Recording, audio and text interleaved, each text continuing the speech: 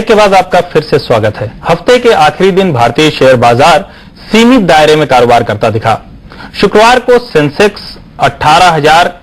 Sensex में 56 अंकों की गिरावट देखी गई।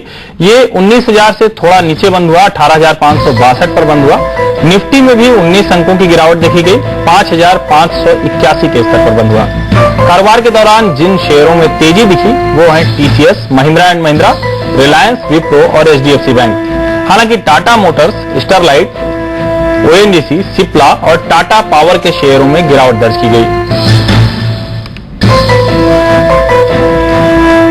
हफ्ते का अगर बाजार का चार्ट देखें तो सोमवार और मंगलवार बाजार के लिए बड़ी गिरावट के दिन रहे।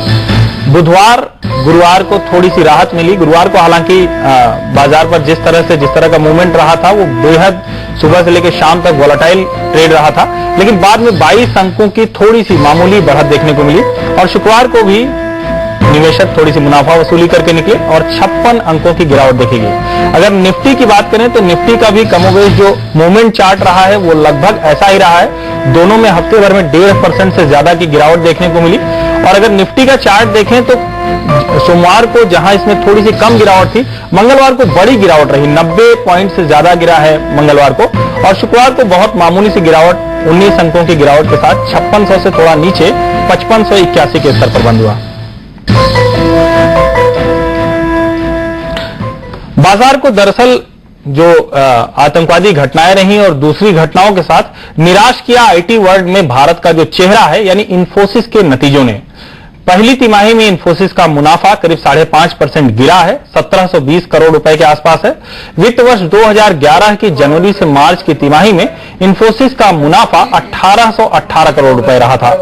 पहली तिमाही में इन्फोसिस के नतीजे अनुमान से ज्यादा खराब रहे हैं। खराब नतीजों पर इन्फोसिस का कहना है कि वित्त वर्ष 2012 कंपनी के लिए अच्छा साबित होगा और आगे चलकर कंपनी के कारोबार में बढ़त दिखेगी।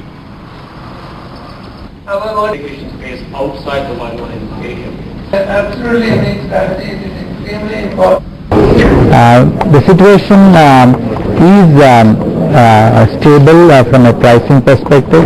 We believe that this is going to be a normal year for IT spending.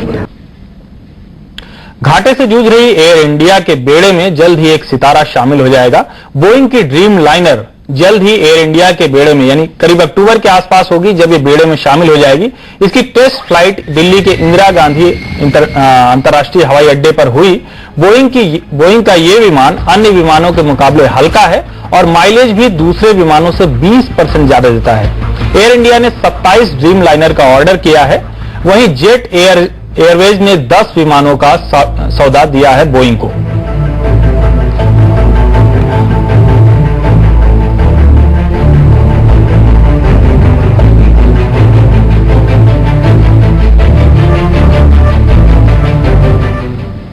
वक्त हो गया है यहां एक और छोटे से ब्रेक का। ब्रेक के बाद हम बताएंगे आपको कि कारोबारी दुनिया की 10 बड़ी खबरें क्या हैं।